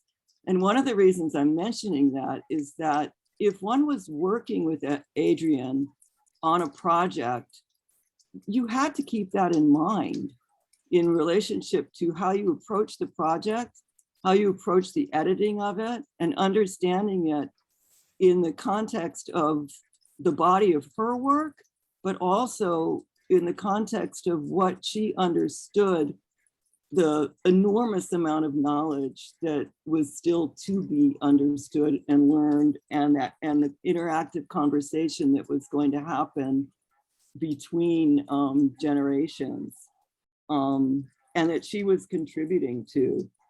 And that actually really touches on the things that Christine and Richard brought up, her compassion and her understanding of what she didn't know, and being a lifelong student. And one thing that's in my backyard that actually connects to that is we picked up a little seedling from Moana Isley's kukui tree at her house many years ago. And I planted it in my yard. It's now an incredibly beautiful big kukui tree. And I would laugh and say to Adrienne that it was, it's the consanguineous kukui. And it, to some extent, represents all the people, all the ancestors and the people and the generations to come that Adrienne actually brought together for some of us who are here today. She connected us to those things in the most palpable way. And frankly, I barely know how I will live without her. Mahalo nui for inviting me to share this. Thank you for those wonderful words. Next on the list is Dr. Patricia Cuvilon from the University of Hawaii, Manoa. Thank you very much. I am going to share my screen.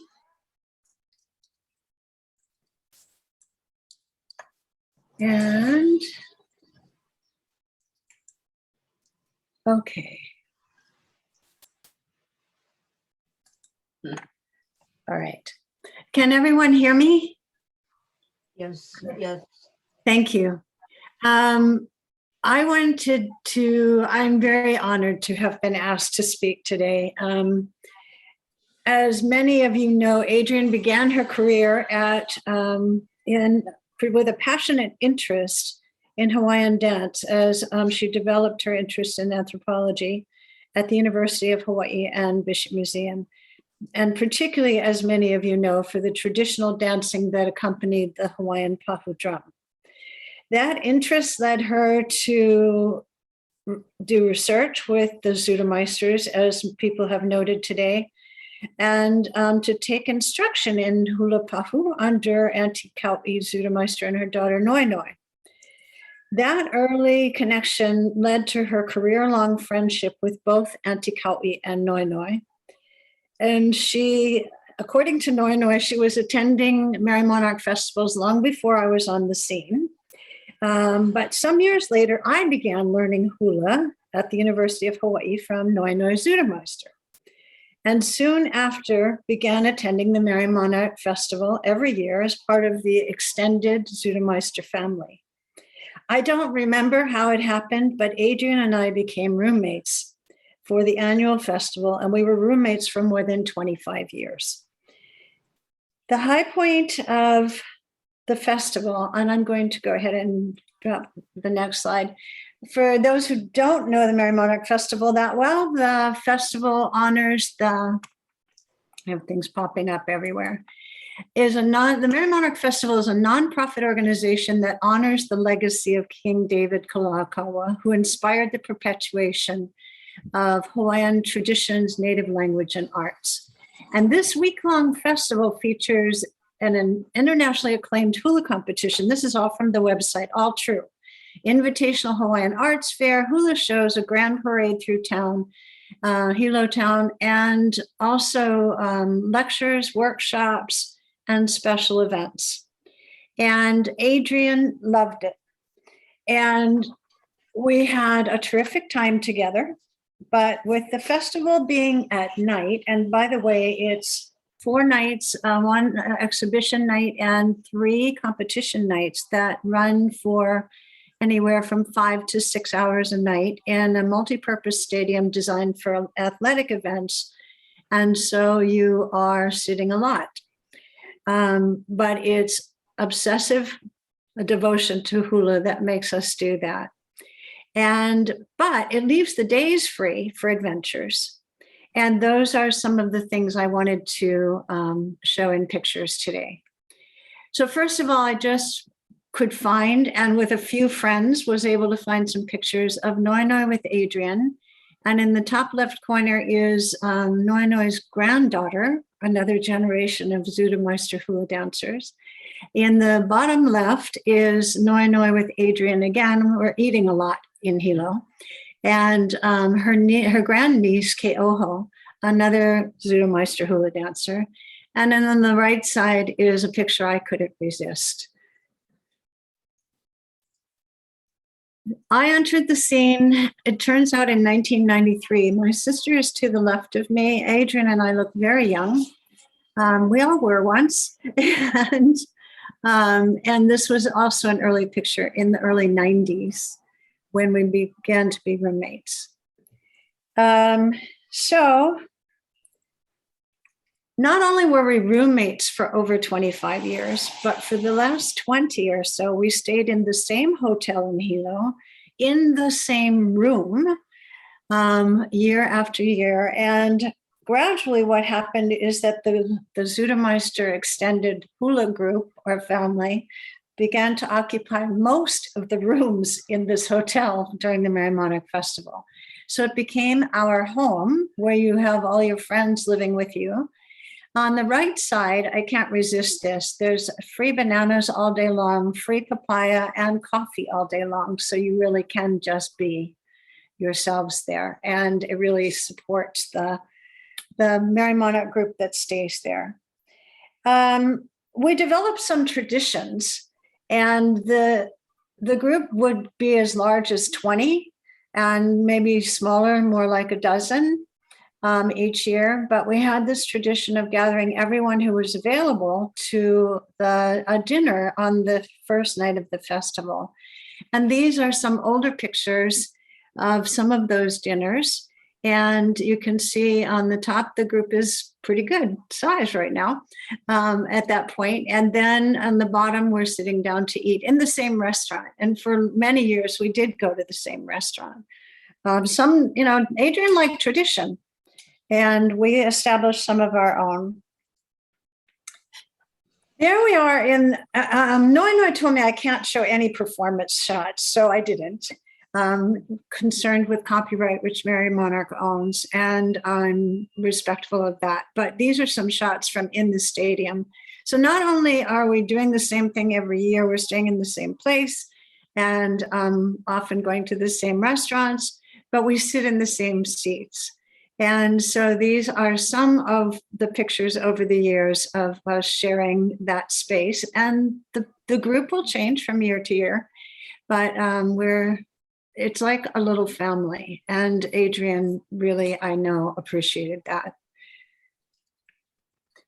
Then during intermissions was when Adrienne was on.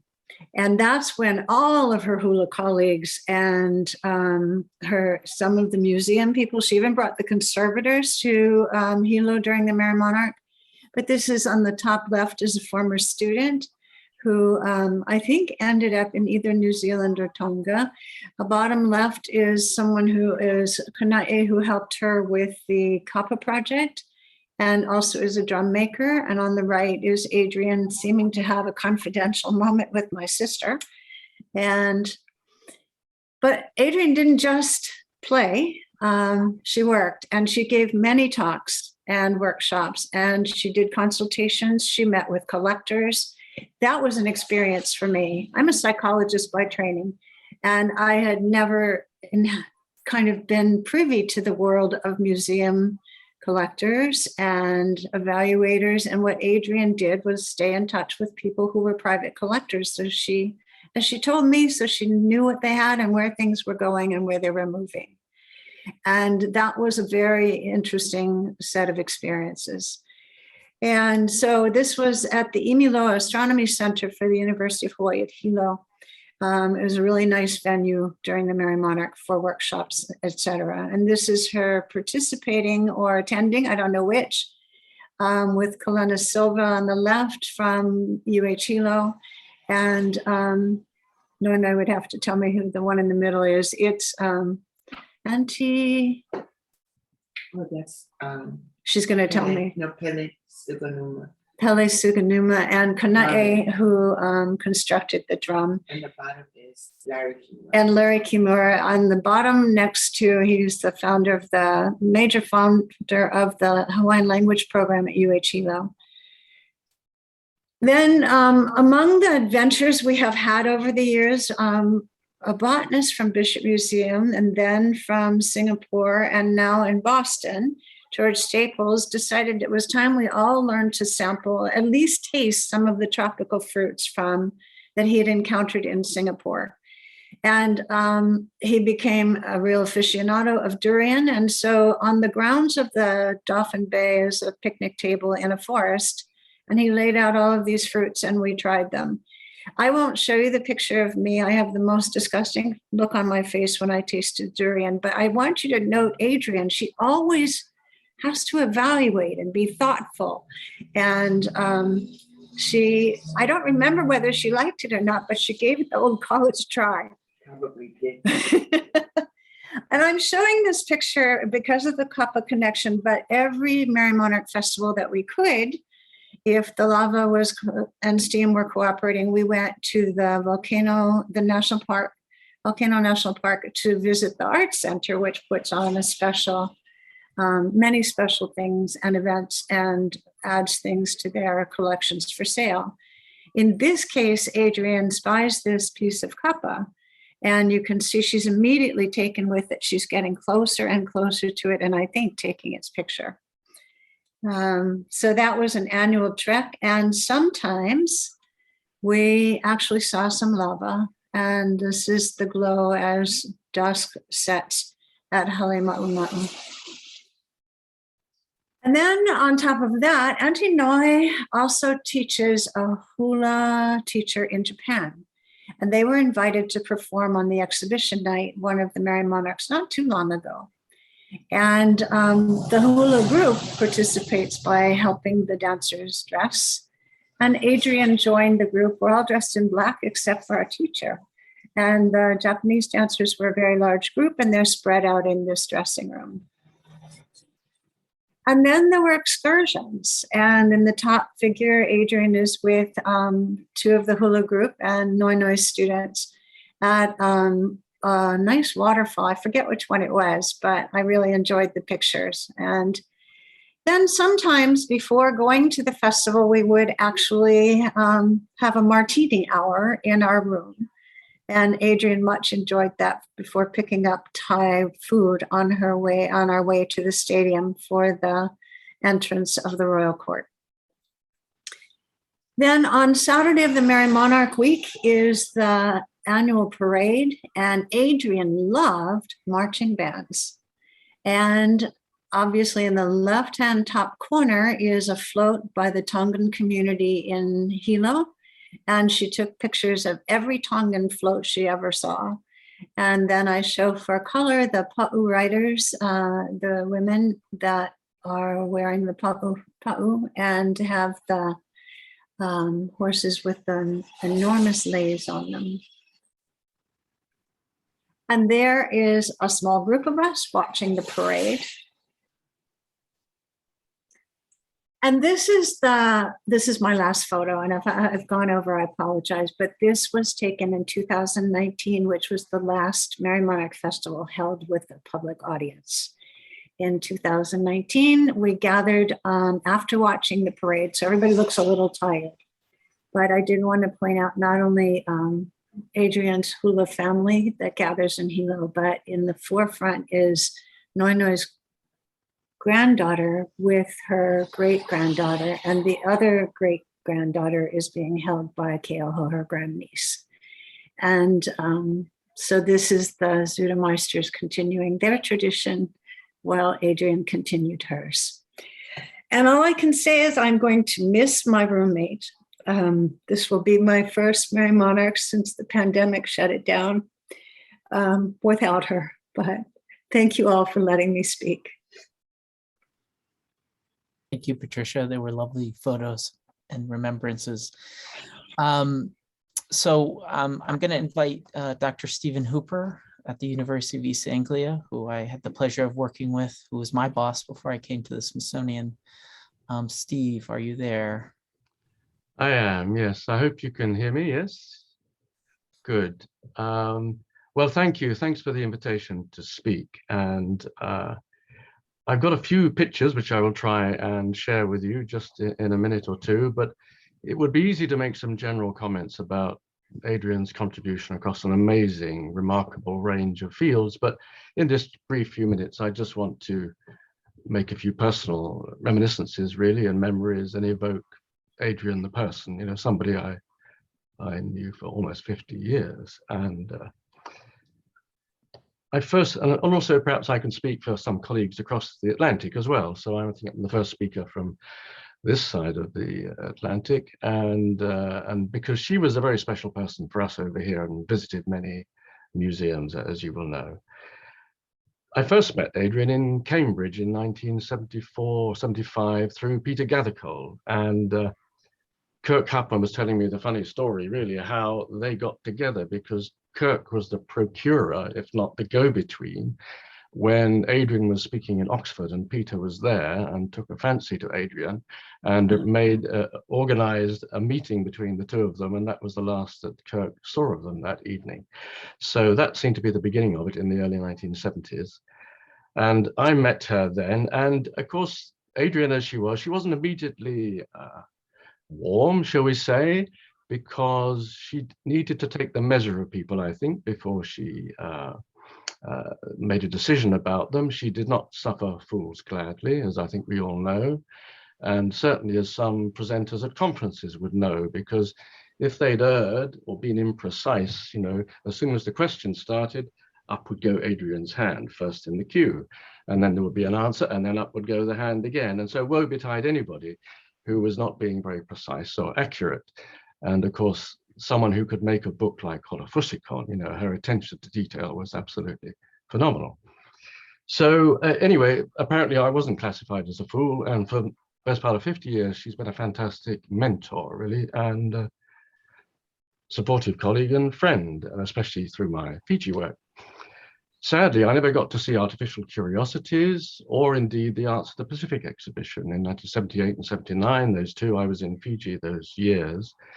But I can sort of imagine certainly in Washington, National Gallery of Art, with Peter Gathercole and with Douglas Newton, you know, she must have kept those guys in line and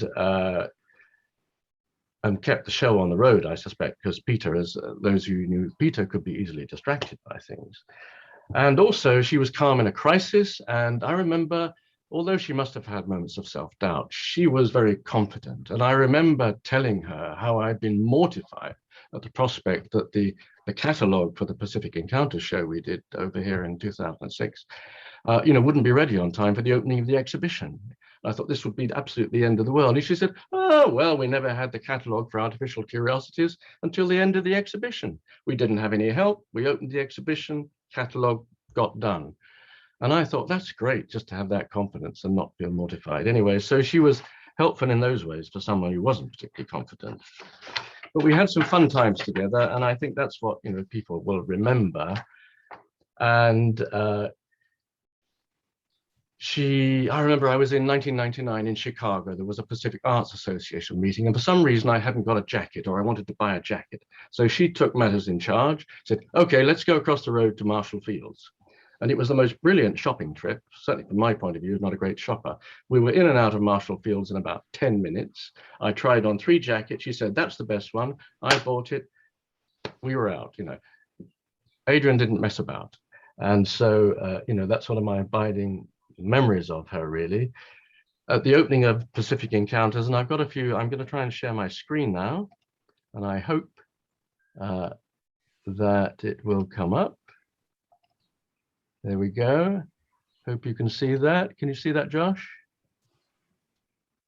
Yeah, it's showing. Okay, there we go. Okay, I've gone over, now I need to go backwards there.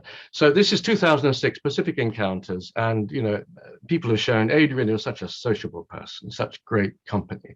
This is actually in our garden, and with Roger Nietzsche, late lamented, and Karen Stevenson, who I know is online, and Ludo Coupe, who would like to be online, who was working with us then. And you can just see in Adrienne's face the sort of fun that we had. Another picture there with me. And then at the opening of Pacific Encounters, we had Ratujoni Mandrai-Wiwi, who was the vice president of Fiji and a very high Fijian chief, and also with links to Tonga. And I just was looking today for a couple of photos, having been invited to talk, and slightly sad to see Marshall Salins there, but great to see Marcus Marzan and Kamalu. Hello, you were there somewhere just off screen, and Epeli Haofa, sadly, bottom right, no longer with us, but I can see Rosanna Raymond's head just on the bottom left. So she was a great person. She would turn up, she would support whatever you were doing. And even after the more formal thing, here we were having some grog carver, and there she is on the right with Felipe Tohi, who just mentioned, and Andy Mills I could see there, and some colleagues from France. She was game for anything, Adrienne, in my memory. And one of the things that all of us remember in the museum world is how much she loved being in the stores, and what a great person she was to be with in the stores, to be looking at objects. And here's one of her favorite people, I think, Jill Hassell at the British Museum. So this was when we were together in the British Museum, 2005, I think it was, in Osman Road. And Jill is marvelous at bringing out these featherworks and things like this. And Adrienne in typical pose, examining the nature of the feathers there with Jill. And just briefly, another occasion which shows, in 2006, we were going to Hawaii, and I jokingly said to Adrienne, well, we've got a spare day, what would you recommend? I'm sure it won't be the Polynesian Cultural Center. And she said, oh, that's great. Yeah, everybody should go there once. And so we had a trip with Karen Jacobs here and Maya Nuku to the Polynesian, had a great day out. And I remember distinctly, we were going past and there was a young lady there doing hula lessons. And she said to Adrienne and the other 2 girls, she said, oh, would you like to learn hula? And Adrienne said, oh, okay, all right, I don't mind. So she lined them up, and there's Adrienne. And so after a little while, the girl said, oh, you're pretty good at this. You must have done it before. And Adrienne said, well, yeah, once or twice, So we had a great day. It's typical of Adrienne not to sort of make a fuss about it. And then I remember the luau afterwards with erupting volcanoes, the whole Polynesia Cultural Center experience. And she loved that, she was strict about authenticity in some ways, but this was authentic Hawaii today. And so I would just like to pay tribute to Adrienne, really, because one thing that struck me, although she never held a sort of formal university position, she didn't have a university career, she was in museums. She has a legion, a multitude of students and people that she's mentored who will be forever grateful to her. So malo, Adrienne, and mohi'a, and Vendono. Thank you. Thank you, Steve. Next, we have Mary Lynn Fonua from Va'ua Press.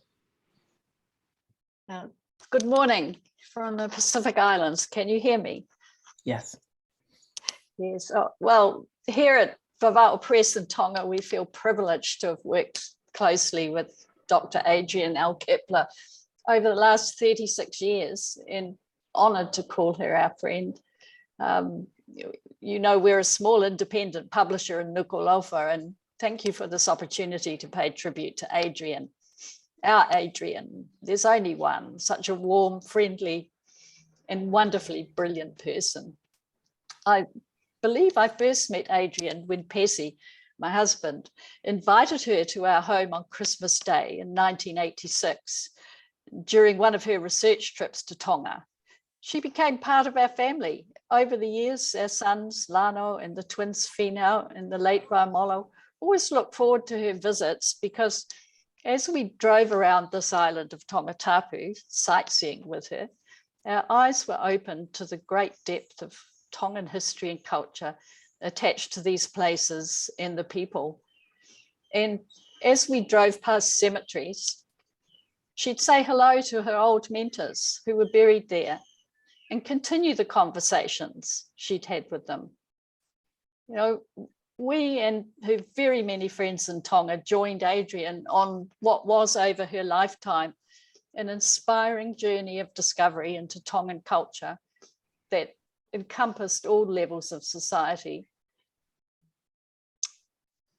It's worth remembering that when Adrienne started her work in Tonga in the 1960s on her doctoral dissertation on Tongan dance, there were few published works at the time that treated dance in any depth. Since then, Vava'o Press has published several books about Tongan dance and culture, for which Adrienne was the principal or a contributing writer. Adrienne's written work has helped to promote understanding of Tonga's rich heritage and the importance of its sung poetry and dance and its cultural identity. And you may be aware that UNESCO in 2003 recognized the importance of the Tongan Laka Laka when it was proclaimed a masterpiece of the oral and intangible heritage of humanity. Her insights were greatly appreciated by the Tongan people. I believe we were fortunate to have Adrienne's commitment to Tongan studies because she was such a fine writer who could have turned her attention anywhere. But Adrienne always told us that as a young scholar in 1964, she considered herself to be fortunate to begin her studies in Tongan dance with the support and direction of Tonga's great composer, the late Queen Saloti Tupou III, who put her in contact with a number of important Tongan dance people. During the 1990s, Adrienne was involved in a significant amount of research for compiling the important volume Songs and Poems of Queen Saloti, published by Vava'o Press in 2004 and reprinted in 2019, edited by the late Elizabeth Wood Ellam. Adrienne contributed a chapter on Queen Saloti's poetry as works of art, history, politics, and culture, as well as musical analysis. Her Tongan photographic research for this book took her into archives all over the world.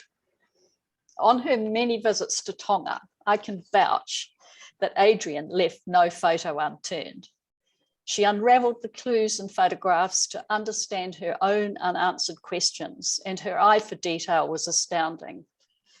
There were also many occasions over the last 3 or 4 decades when Adrienne voluntarily joined the team of our Matangi Tonga magazine photographers to cover the most important cultural events in the kingdom.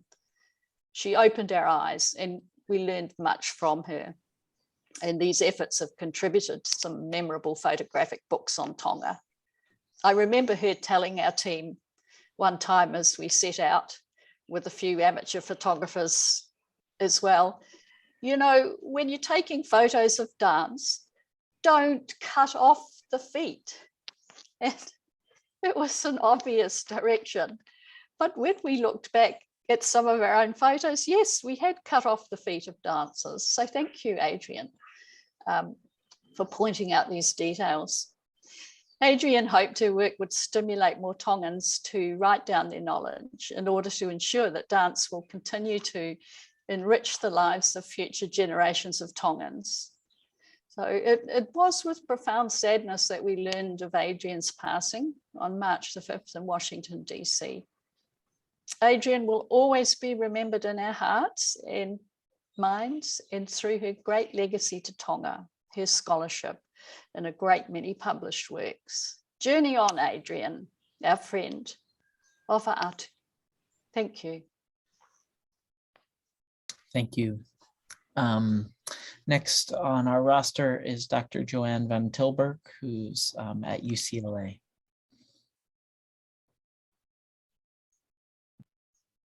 Can you hear me all? Good. Thank you, Josh, for the opportunity to speak. Thank you all for the invitation to speak. I have known Adrienne, as we all have, for most of my professional life, meeting her as a graduate student at UCLA. And within weeks, she had invited me to come to the Smithsonian and stay with her and learn something from her, which I thought was enormously generous at the time and slightly frightening, because she was really a commanding figure for me and for all of us at that time and throughout her life. Over the years, we came to become very close. And Adrienne, as you know, as everyone has said, was a child of the forests and streams of Wisconsin. And I come from the 10,000 lakes country of Minnesota. But we both ended up here in my house on the cusp of the Pacific with my family, very nearly 2-3 times a year over the years that she traveled so much. And during the last portion of our collaboration on so many different projects, Adrienne was having difficulty with her vision. And so in our writing, she would sit next to me at this very desk where I am now, on a chair that wasn't all that comfortable, directing, dictating, correcting, editing, and in fact, pushing me sometimes in directions that were interesting and very, very collaborative in the end. I mean, she had a tendency to say to me, you know, Joanne, we don't have to cite so many people. We really know what we're talking about. And I had the tendency to want to put in a lot of citations. But the sharing of that writing experience was one of the most creative opportunities I have had as a Pacific Studies person. So, and then over the years, of course, we made many trips together, as everyone did. And she accompanied me many times, 5 or 6 times, I think, to Rapa Nui. Went once herself, as has been mentioned, on a Smithsonian tour. And then on another time, spent some time with my research assistant on the islands and absolutely wormed herself into his heart by having dinner with him every night, visiting his friends, going to monuments. In fact, just embracing the experience of knowing and learning about the Rapa Nui culture. And one day she said to me, you know, Joanne, I'd like to know exactly the site where the Smithsonian statue that we have from Rapa Nui was taken. And I said, sure, next time we go, we'll look at it. So we did. We walked over rocky fields for what seemed like a long time to her at that time. And we arrived at the site where the Smithsonian statue had once been lying on the ground. And we walked around, we looked at everything. She touched things, she thought about things. She suddenly said to me, you know, it's the wind, right? And I said, what do you mean? Well, the wind. And then she threw her arms out and danced like a child to say, it's the wind here that brings life to this place, which I thought was an astounding insight and still do. On another occasion, and it's been mentioned, what a good dancer she was, what a great musician she was, what a enormously creative human being she was. We were eating lunch in a very posh restaurant in Santa Barbara. And she was explaining to me why certain statues had certain postures, whether they were from Rapa Nui or any other Pacific Islands community. And I think she thought I was having trouble grasping what she was saying. And she suddenly stood up, threw her hands down, pounded out a rhythm on her thighs, and sang in Hawaiian, and then sat down again. And I understood what she wanted me to understand, and the restaurant patrons were enthralled. It was an enormously effective teaching moment in a very unusual situation, which I thought was beneficial to everybody who saw it. We did a lot of things together in terms of research, as everyone who has spoken here today had the opportunity to do with a woman who had such an open mind. And we've attended many conferences, one of which she sat next to me and traced in one of her articles all of the points that were being made by a male speaker on the stage without citing her. But she did it with patience and good humor, but she did it nonetheless. And as has been pointed out, she didn't suffer fools. And I've seen that in action. Like Stephen's experience, she took me once into a store in a small town in Wyoming to buy something that I needed, and we were in and out in minutes. She served in my life as a constant inspiration, a wonderful companion, a delightful collaborator, an enormous resource. And all of these things have been said about her. But one of the things I think that has perhaps not been said yet, and one of the things that I personally witnessed, was at the end of her life, the courage with which she faced the diminishing capacity caused by her eyesight, and the confidence she had that what was about to enter her life was an experience that she had always known was waiting for her and was ready to undertake. So I remember Adrienne laughing, smiling, dancing, singing, and facing the inevitable with courage and thoughtfulness, appreciation, and grace. And I do thank you for allowing me to say things that I didn't believe I personally had the courage to do. Thank you. Thank you for those heartfelt remembrances. Now next on our list is Dr. Ingrid Ahlgren, who's at the Harvard Peabody Museum and was a fellow with Adrienne here at the museum. Thanks, Josh. Hi, everyone. It's difficult, but what an incredible blessing to hear all of these different experiences that people have had with her, especially for those of you that had the incredible fortune of having decades with her. I'm very selfishly jealous that you've had so much time with her. And the photographs, thank you for sharing those. It's really special to see her over the years. You know, I don't have those decades of interactions and friendships that many of you had. But in the 10 years that I've known Adrienne, I think my experience mirrors a lot of what you all have experienced. Her expertise, the fiery spark, but also her incredible warmth and generosity. I didn't meet Adrienne until probably, I think it was 2001, when participating in the SEMA, the Museum Anthropology program at the Smithsonian.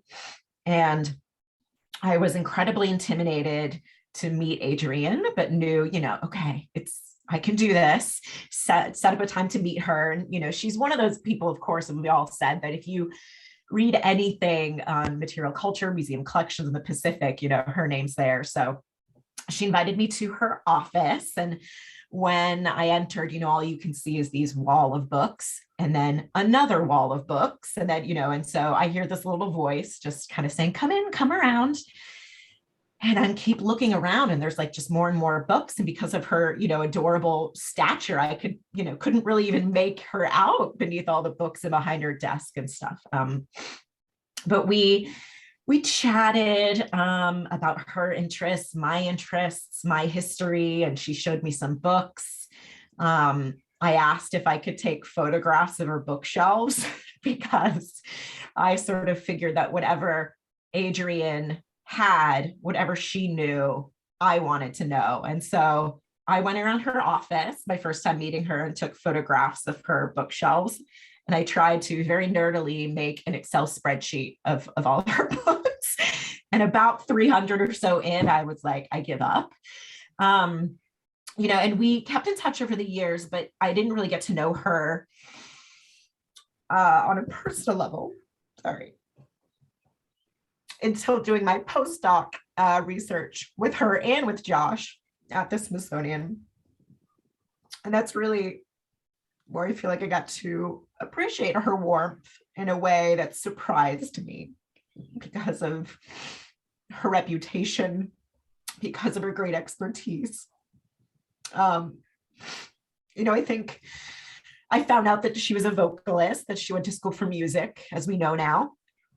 Before going into anthropology, and that was my case too. I had been a voice major until my scientist parents sat me down and said, maybe you should pursue another major additionally. And that's when I chose anthropology, which I think they were very concerned about my future financial stability. And so I think there I sort of felt a kinship with her, whether or not I created it or not. But she always cared about what I was working on. And she always had something to share, some book or some insight. And even when I was able to see her last month, sort of in between naps, when she had enough energy, she was sort of like, why are you here? And I'm like, I'm here to see you. And she's like, well, what are you working on? What can I help you with? What do you need to know? And she was just so supportive of my career and a big advocate for me coming here to Harvard and the Peabody Museum, even when I had some doubts. And, she already knew the collections at Harvard so well. She told me what to look out for. She told me the rare things, the unique things I should study. She had it. She already knew all the things, right? And she would reach out over the past 3 years and looking for a photograph or a piece of collection that she was interested in including in a publication or something. And because of her eyesight issues or struggling with the website, she would call me up instead and describe it. And she'd be like, it's this club, it has this markings and this sort of thing on the side. And so based on her incredible memory of these items, I was able to kind of go and locate them for her. And I think her brilliance and her dedication is so well known. And I just wanted to share more than anything, the warmth from her. Dinners were always so delightful with her, Prosecco and no foods that jiggled, of course. That was like you couldn't do that. And I think one of my favorite things that has stuck with me is maybe two things. One is that we were able to bring through the community research program, through Recovering Voices, we were able to bring out some Marshallese weavers to the Smithsonian and looked at the Marshallese jacquier, the mats there. And the Marshallese women, when they came and met Adrienne, it was like such a joy to watch them together because there was this kind of immediate sort of intimacy, and to see the bond between them was really cute. And the weavers, these women called her Boo Boo, which is like grandmother, right, in Marshallese and many places. And but it doesn't just mean grandmother. It also is kind of an honorific of both respect, but also affection for kind of elder. And that first day, they'd only spent about an hour or two together, and they asked for me to take a photograph with her. And I looked at this photograph the other day, and they're like squished in as close as possible to Adrienne, kind of like tucked under her. And it reminded me of this Marshallese saying that's let up boo boo, which basically means, you to sort of lie in the nook of your grandmother, like in the kind of arm, and you lay there, usually under a tree or something. And that's where you hear stories from your grandmother. And that's where you learn the legends and stories from before that you pass down through your family and ancestors. And I guess seeing that image, just like it resonated for me, that saying, and that they were sort of kind of tucked under her. And that's how I felt in my relationship with her, that she had these arms, even though she's so little, she just had this extensive arm and knowledge where she would just sort of tuck you under and share history with you. And that's what I think I want to leave with, is that I'm so grateful for that time to sort of absorb from her, not only her knowledge, but her warmth. So thank you. Sorry for the tears. Thank you. The next speaker we have is Dr. Jennifer Waggley, who's at the Mati Shram Museum. Thank you, Josh. Can everyone hear me okay? I know it's been a long, well, for me, morning in California, but gosh, what a incredible treat to hear all of these wonderful stories and see all these wonderful pictures. And I wanted to start by thanking Mary Jo and Candice and Josh and Chris. Adrienne is someone who is so dear to me, and I felt so comforted knowing that she was so well taken care of by her wonderful friends in DC. I'm going to read too, because I'm not going to get through this unless I do. So anyway, but yeah, like everyone is saying, I first met her as a name on a syllabus, and I was astonished by this mythical person that seemed to have written everything. And when we did finally first meet, it was a cold and rainy December night in DC. I had kind of come there to see what she thought about my proposed dissertation topic, because I kind of knew that if Adrienne Kaeppler thought it was okay, I might be okay. And, you know, we met, and she bought me a hot chocolate in the Dinosaur Cafe at the Natural History Museum. And I told her a little bit about my dissertation, and she kind of went, yeah, that sounds good.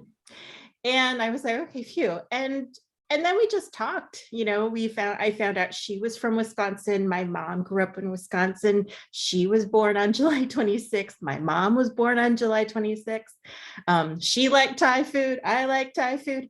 And it just kind of went from there for, 20 years.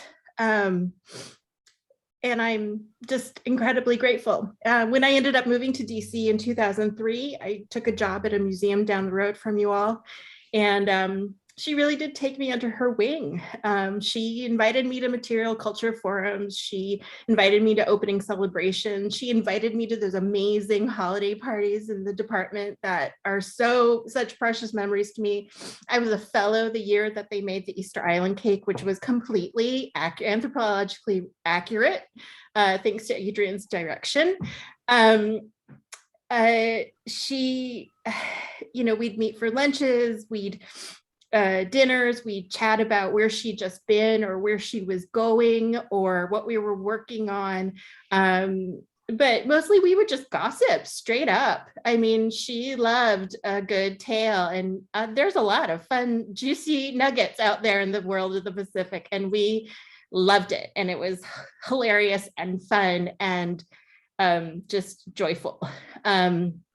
When I was her fellow, it was truly one of the most wonderful times of my professional life, of getting to know everybody there, lunches with Candice, and, checking in with Josh and all of the wonderful people at MSC, and, sometimes being able to commute with her and Mary Jo on those fabled metro trips. Just really precious memories.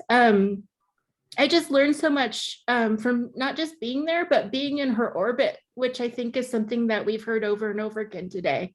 I I don't know, did anyone else notice that when she'd look at an object, she would coo? You know, she'd make these sort of noises like, oh, oh, and she just delighted in it. It was infectious. There will be no equal to Adrienne. We all know that.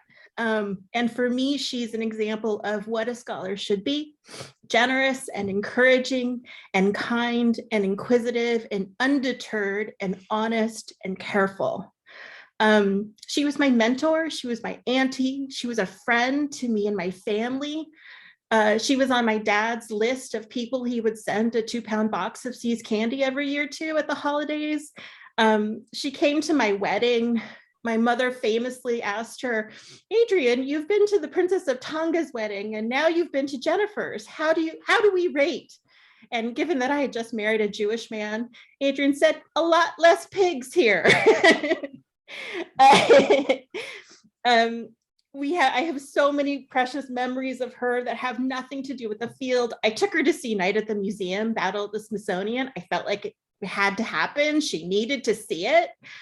I took her to have her first In-N-Out burger here in California, where she quickly, just in observing everybody working behind the counter, figured out the anthropological structure of all of their relationships. And just, it was amazing to see. We once even stayed at a Four Seasons in Beijing, which was hilarious and ridiculous and just so much fun. This past fall, I lost my father, and now with losing Adrienne, I've lost 2 of my North Stars. I miss her every day, and I'm beyond grateful that we were in each other's lives for so long. So Adrienne would not care for this mushiness. I know that. We were only mushy a couple times ever. She never wanted to be thanked or made a fuss over. So I'm going to stop. And to conclude, I think I'm going to conclude in a way that she would approve of. There is a history for this, of a limerick. I've written 2. And here's the first one. There once was a curator of the Pacific whose diet was very, very specific. When she liked something, she cooed, and when she didn't, she booed. There was no one else more terrific. Thank you. For those of you working the archives, I'll provide copies for these, of course. The last one is this. There once was an anthropologist named Kaeppler. As a friend and a scholar, she was stellar. She traveled the world, its mysteries she unfurled, and oh, how much we will miss her. Thank you, everyone. Thank you, Jennifer. Well, we said this event would go from 1 to 3, and I'm mindful of everyone's time, and I'm mindful of also everyone who I'm sure would like to share more. We will be, as I mentioned, we will be convening in person in the fall, and we will make sure to share that so that people can come, and we're going to work out some way in which those of you who can't come will be able to participate. I'm not sure what we'll do, but we'll do something. So, you know, there's no graceful way to end something like this, but I just want to thank everyone for coming, and I'll see you all soon. Thank you, everyone. Hello.